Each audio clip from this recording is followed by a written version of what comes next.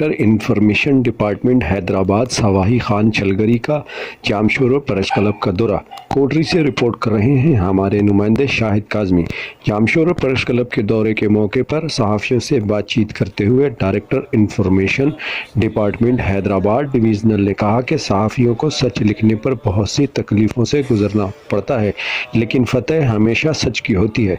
उन्होंने मज़ीद कहा कि वो जामशोरो प्रेस क्लब के दौरे से अपनी राब्ता मुहिम का आगाज़ कर रहे हैं और इंशाअल्लाह दूसरे प्रेस क्लब के दौरे करके सहाफ़ियों के मसाइल समेत सरकार और सहाफ़ी के दरमियान फासले को ख़त्म करने की कोशिश करेंगे ताकि अवामी मसाइल की निशानदेही पर अमली इक़दामात हों और इसका फ़ायदा अवाम को हासिल हो।